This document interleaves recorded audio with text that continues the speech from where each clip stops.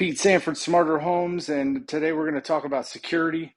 So I figured it'd be good to make a quick video and kind of go over what I think are best practices for security. Here's our security panel. We also have our access control equipment down here, and we've pre-wired everything. So all security contacts come to here. This is our cellular dialer. Excuse the random wire hanging here. We are still under construction. And so this dialer here will communicate to the dispatch center over cellular. We also have a backup for that, which is our Ethernet. For security on the top floor, it's mostly smokes. We have contacts for the door out in the main game room area.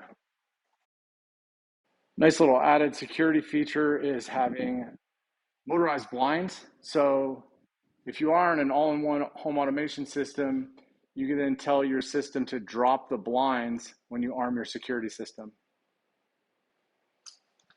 Got a camera in the stairwell, which is great for logging and seeing who's coming and going. Here in the main area of the house at the front door, instead of doing a smart lock, we decided to do a strike location. So this is a door strike that we can automate and lock and unlock from our smartphone. Also at the front door, we have our smart doorbell. We also have a overhead camera that'll keep an eye on who's at the front door, as well as the rest of the front porch. Our other camera locations are this camera here that we've got set up to keep an eye on the horse. We've also got a camera location over here that keeps an eye on who's coming and going through the garage. We did not contact any windows here because we thought it was just silly.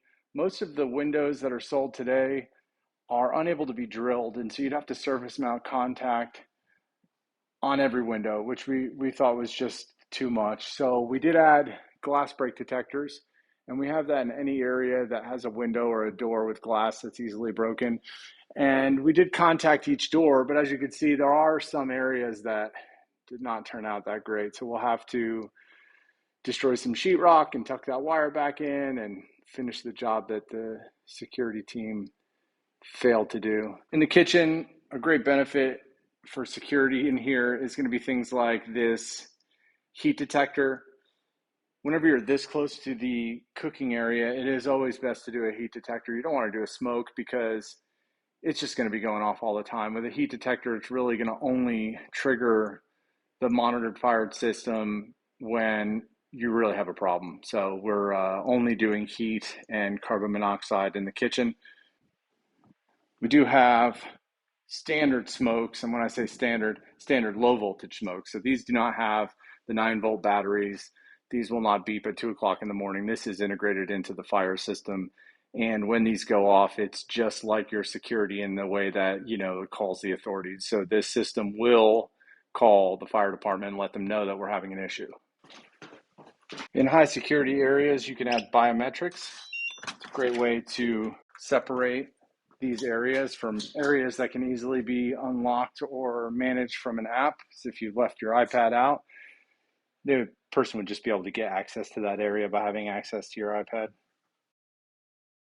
Planning out your security is something that's pretty personal. It's going to be personal to you.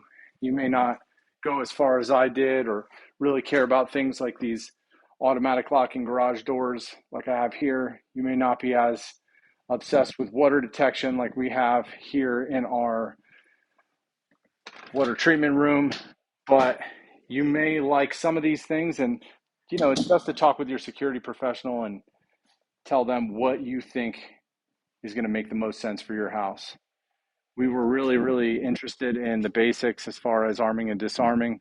We use that feature a lot less than we use the fact that we want to keep an eye on our horse. We want to keep an eye on our family. We want to hear the keypads beeping when we tell them to so that we can know when kids are coming and going. And we're about to add a product at the pool area called a Pool Scout, and that's going to be able to notify us when kids are swimming. So there are some things that stood out to us that are much more important than others, but we say just follow your design, make a plan, and expect the best. So I'm Pete Sandford with Smarter Homes. If you're in the Austin area or building a house in the Austin area or surrounding areas, give us a call. We'd love to help you out with your design. We are hyper-focused on 4 categories, which is shades, lighting, audio, video, and Wi-Fi. We really believe that security nowadays is mostly audio, video. We want to help you with those camera selections and the monitoring, showing you how to bring it all into one app. Give us a call, 512-775-6101.